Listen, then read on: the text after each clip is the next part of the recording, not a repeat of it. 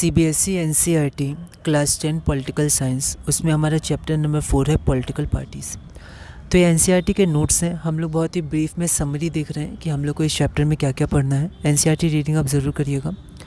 Y do we need political parties, हमें political parties क्यों चाहिए। तो सबसे पहले देखते हैं पॉलिटिकल पार्टी होती क्या है। A group of people who come together to contest elections and hold power in the government. तो ग्रुप ऑफ पीपल होते हैं जो इलेक्शंस में भाग लेते हैं और पावर गवर्नमेंट में उनको पावर मिलती है। अगर वो जीतते हैं तो गवर्नमेंट को फॉर्म करते हैं। पार्टीजन क्या होता है। A person who is strongly committed to a party, group और faction.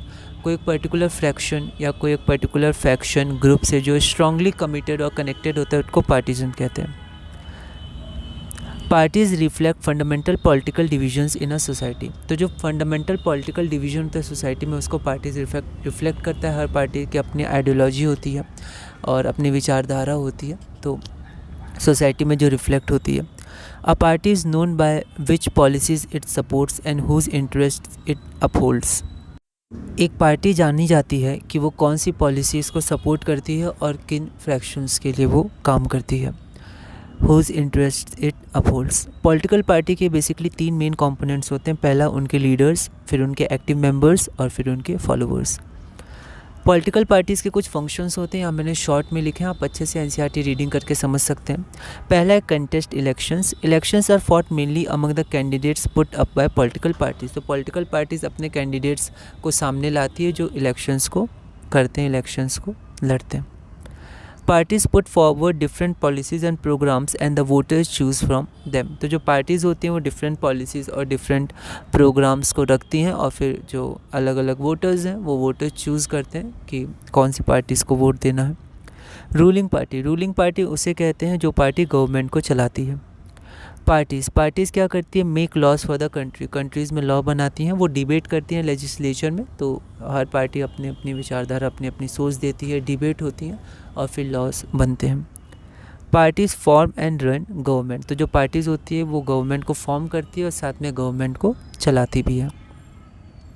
Parties that lose in the elections play the role of opposition in the parties in power. तो जो पार्टीज़ इन पावर होती हैं उनमें उनको वो क्रिटिसाइज़ करती हैं और फिर उनके डिसीजंस को वो कहती हैं, या फिर अगर कुछ गलत हो रहा है तो उन पे वो सवाल उठाती हैं, डिबेट्स करती हैं, तो अपोजिशन का रोल निभाती हैं जो पार्टीज़ इलेक्शंस लूज़ कर जाती हैं।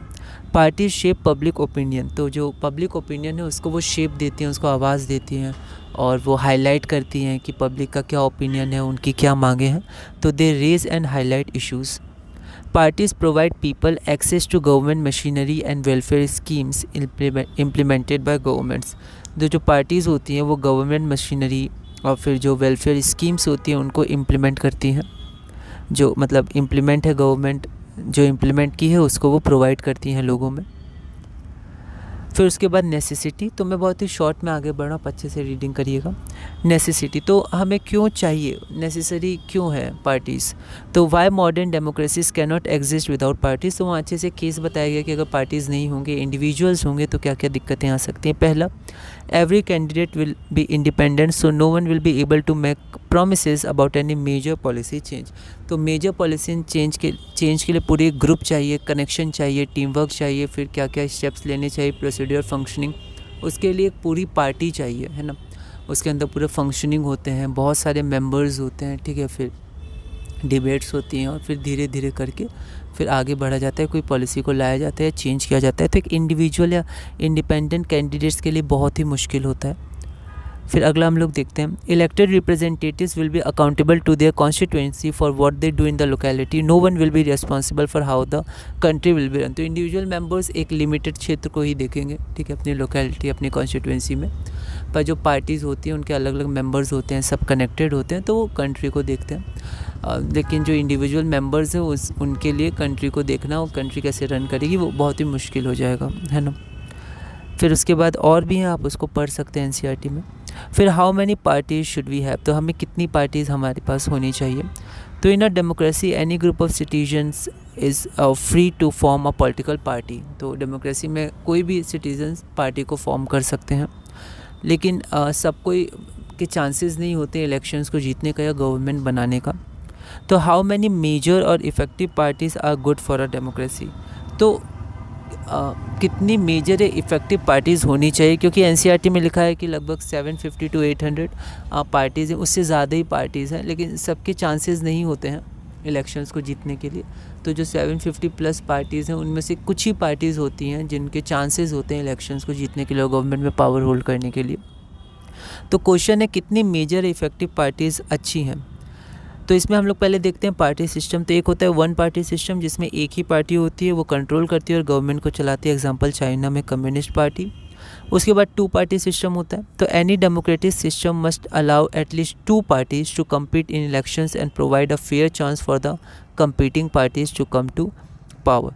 तो डेमोक्रेसी में कम से कम दो पार्टीज़ होनी चाहिए ताकि वहाँ पर वो कम्पीट कर सकें एक दूसरे से पावर में आने के लिए।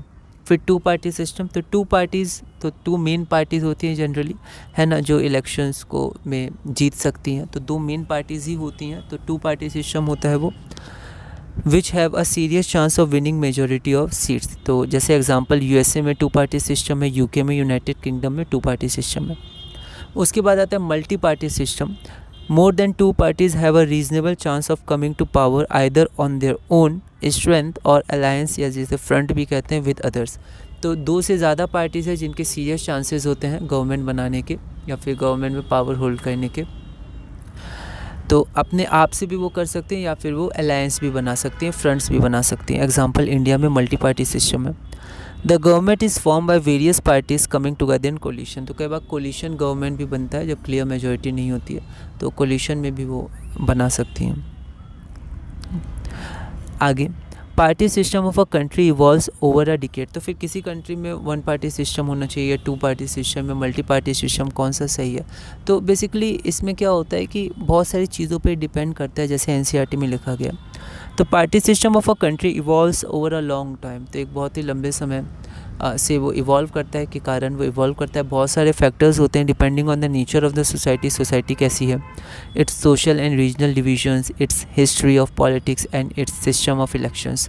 तो बहुत चीज़ों पे डिपेंड करता है, अचानक चेंज नहीं होती है, बहुत समय भी लगता है। तो धीरे धीरे इवॉल्व होती है कौन सी पार्टी सिस्टम है किसी कंट्री में। अब नेशनल पार्टीज़ और स्टेट पार्टीज़ हम लोग देखते हैं। तो डेमोक्रेसी जो कि एक फेडरल सिस्टम जिसमें होता है, तो उसमें दो काइंड्स ऑफ पार्टीज़ होती हैं basically. Present in only one of the federal units, हम लोग इसमें स्टेट पार्टीज़ जिनको कह सकते हैं, जो एक जगह होती हैं। प्रेजेंट इन सेवरल और ऑल यूनिट्स ऑफ फेडरेशन, जो हर जगह होती हैं, बहुत जगह होती हैं, ठीक है, उनको हम लोग नेशनल पार्टीज़ बोलते हैं। तो स्टेट पार्टीज सीमित जगह होती हैं जो लगभग हर जगह होती हैं देश में, तो वो नेशनल पार्टीज़ हो जाती हैं ना, सेवरल या ऑल। कंट्री वाइड जो पार्टीज़ होती हैं जिनका इन्फ्लुएंस बहुत सारे स्टेट्स में या हर जगह होता है मैक्सिमम में, तो उनको नेशनल पार्टीज़ हम लोग कहते हैं। तो country wide parties national parties कहलाती हैं। Every party in the country has to register with the election commission. तो इलेक्शन कमीशन से हर पार्टी को रजिस्टर होना पड़ता है। लेकिन जो स्पेशल पार्टीज़ होती हैं, मतलब कुछ ऐसी पार्टीज़ होती हैं कि लार्ज होती हैं और इस्टेब्लिश पार्टीज़ होती हैं, उनको इलेक्शन कमीशन कुछ स्पेशल फीचर्स देता है, जैसे यूनिक सिंबल। तो पार्टी मेंबर्स उन सिंबल्स को, उस सिंबल को यूज़ कर सकते हैं। तो इलेक्शन कमीशन ये स्पेशल फीचर्स देता है to large and establish parties, और इन पार्टीज़ को रिकॉग्नाइज़ करता है इलेक्शन कमीशन, इसलिए इन्हें रिकॉग्नाइज पॉलिटिकल पार्टीज़ भी कहते हैं। इनकी कुछ क्राइटेरिया भी है नेशनल पार्टीज़ की, आप एनसीईआरटी में रीडिंग कर सकते हैं। 2019 के अनुसार, जैसे एनसीईआरटी में दिया हुआ है, 7 रिकॉग्नाइज्ड नेशनल पार्टीज़ हैं। उसके बाद आता है स्टेट पार्टी। स्टेट पार्टीज़ को रीजनल पार्टीज़ भी कहते हैं। ये एक सीमित जगह रीजन में रहती है, स्टेट में रहती है जनरली। इसका इन्फ्लुएंस बहुत अधिक नहीं होता है नेशनल पार्टीज़ की तरह। National parties generally form alliances with state parties. जो नेशनल पार्टीज़ होती है वो जनरली अलायंस बनाती है स्टेट पार्टीज़ के साथ। Challenges to political parties. अब हमारा अगला टॉपिक है कि पॉलिटिकल पार्टीज़ के लिए क्या क्या चैलेंजेस है। तो पहला, लैक ऑफ इंटरनल डेमोक्रेसी। तो जो इंटरनल डेमोक्रेसी है वो बहुत ही कम होती है किसी भी पॉलिटिकल पार्टी में अराउंड द वर्ल्ड जनरली। तो जो कंसंट्रेशन ऑफ पावर होती है वन या फ्यू लीडर्स के पास होती है जो टॉप में रहते हैं। जो ऑर्डिनरी मेंबर्स होते हैं पार्टी के, उनके पास सफिशिएंट इन्फॉर्मेशन नहीं होती है कि पार्टी में क्या क्या हो रहा है। उनको डायरेक्ट रिजल्ट पता चलता है कि ऐसा करना है, ठीक है, फाइनल कंक्लूजन उन्हें पता चलता है। ना ही उनके पास इतनी पावर रहती है, इतनी पहुंच रहती है, इतना कनेक्शन रहता है कि वो जो मेन डिसीजंस होते हैं पार्टीज़ में उसको वो इन्फ्लुएंस कर पाए या वहाँ कुछ बोल पाए। उसके बाद हमारे पास एक आता है डायनेस्टिक सक्सेशन।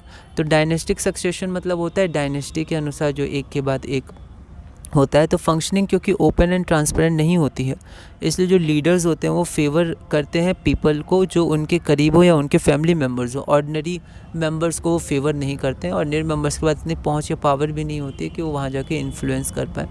तो जिनके पास कंसंट्रेशन ऑफ पावर्स होती है, जो टॉप पर होते हैं, वो जनरली फेवर करते हैं आगे के लिए, उनके बाद कौन पार्टी संभालेगा या आगे के लिए कुछ अपने जो जिनको वो जानते पहचानते हैं या जो उनके करीब होते हैं या फिर अपने फैमिली मेम्बर्स को। तो ये डायनेस्टिक सक्सेशन, तो इसको आप एनसीईआरटी में अच्छे से ये सब देख सकते हैं। मैंने यहाँ शॉर्ट में लिखा है। Growing role of money and muscle power in parties. तो मनी या मसल पावर्स, ठीक है, तो क्रिमिनल्स का यूज़ करके या फिर बॉडीगार्ड्स या फिर जिनके पास मसल पावर है उनका यूज़ करके वो इलेक्शन में मतलब इनका यूज़ होता है ना। तो इसके आगे देखेंगे कि इसके लिए भी कुछ रूल्स बनाए गए हैं, पर अभी यहाँ पर ये चैलेंजेस है। तो ये कुछ मसल एंड मनी पावर का बहुत यूज़ होता है इलेक्शंस के समय, तो ये भी चैलेंज है डेमोक्रेसी के लिए। No meaningful choice. तो नो मीनिंगफुल चॉइस का मतलब क्या होता है कि अब ज़्यादातर जो पार्टीज़ होती हैं वो उनकी जो मेन सोच होती है वो लगभग सेम होती है, बस थोड़ा थोड़ा जैसे कैसे उसको हम लोग कर सकते हैं उसमें वो लोग थोड़ा पाथ में डिफरेंट हो सकती हैं, पर जो बेसिक आइडियोलॉजिकल डिफरेंसेस होता है वो कम होते जा रहा है। ठीक है, अगर चॉइसेस हमें चाहिए तो जो दो पार्टीज़ की चॉइस है वो बिल्कुल अलग होनी चाहिए या बहुत हद तक अलग होनी चाहिए। लेकिन जनरली देखा गया है वर्ल्ड में कि जो अब पार्टीज़ हैं उनमें कई जगह, जैसे एग्जांपल्स भी दिए हैं, तो कई जगह जो पार्टीज़ हैं उनकी जो सोच है या जो उनका मेन टारगेट है वो लगभग सेम होता है, बस थोड़ा बहुत अंतर होता है। तो इसीलिए जो मीनिंगफुल चॉइस होती है या जो बेसिक चॉइस होती है वो कम हो जाती है, क्योंकि जो एंड में जो है वो लगभग दोनों की सोच सेम ही हो जाती है। तो नो मीनिंगफुल चॉइस फिर वोटर्स के पास रहता है। कोई भी बहुत ज़्यादा मीनिंगफुल या बहुत ही ज़्यादा डिफरेंट चॉइसेस नहीं रहती उनके पास। तो अलग अलग पॉलिटिकल पार्टीज़ में कोई सिग्निफिकेंट डिफरेंस नहीं होते हैं उनके आइडियोलॉजीज़ में। How can parties B reform. ठीक है, तो ये सब कुछ कुछ है ना, ये सब कुछ कुछ हो सकते हैं। चैलेंजेस आप और भी देख सकते हैं, एनसीईआरटी में लिखा हुआ है। उसके बाद हमारा आखिरी टॉपिक है how can parties B reform. Party कैसे रिफॉर्म हो सकती है या फिर कैसे ये जो चैलेंजेस पड़े उनको कम किया जा सकता है। तो यहाँ पर मैंने 3-4 लिखे हैं, बहुत सारे चैलेंजेस को रिफॉर्म मतलब ये जो how can parties B reform ये है उसके बारे में है। तो यहाँ पर पहला है the constitution amended to prevent elected MLAs and MPs from changing the parties. तो क्या होता था कि एमपीज़ और एमएलएज पार्टी को चेंज कर लेते थे, ठीक है, कि दूसरी पार्टी में उनको ज़्यादा कुछ मिले, है ना, या फिर उनको ज़्यादा पहुंच मिले या जो भी रीजंस होते हैं, तो उसके कारण वो पार्टीज़ चेंज कर लेते थे। तो फिर क्या हुआ, जब ऐसा और ज़्यादा होने लगा तो फिर ये एक रूल बना दिया गया कॉन्स्टिट्यूशन को अमेंड करके कि एमएलएज और एमपीज़ को पार्टी चेंज नहीं करनी होगी, वरना और भी इसके रूल्स आप देख सकते हैं। ठीक है, अगर वो पार्टी चेंज करेंगे तो फिर ऐसा होगा, ऐसे करके आप पढ़ सकते हैं। उसके बाद जो सुप्रीम कोर्ट है उसने एक ये मैंडेटरी बना दिया था, एक affidavit giving details of the property and criminal cases pending against the individual who contest election. तो जो भी इलेक्शन को कंटेस्ट करेगा, इलेक्शन लड़ेगा, तो उसको एक एफिडेविट देना होगा, पब्लिक किया जाएगा कि उसके पास कितनी प्रॉपर्टी और उसके अगेंस्ट कोई क्रिमिनल केसेस है तो कितने हैं, नहीं है, वो सब बताना पड़ेगा। लेकिन एनसीईआरटी में लिखा है इसको चेक करने के लिए ऐसा कोई अथॉरिटी या फिर नहीं है, तो चेकिंग में थोड़ा सा ये कम है, तो इसलिए उस पर भी ध्यान देना चाहिए। रजिस्टर ऑफ मेंबर्स, तो जो मेंबर्स के रजिस्ट्रेशन है वो भी होने चाहिए। फिर 1/3 ऑफ द जो वुमेन कैंडिडेट्स की रिजर्वेशन है सीट्स की वो भी होनी चाहिए। और भी हैं कुछ कुछ, तो आप एनसीईआरटी रीडिंग में इसको देख सकते हैं।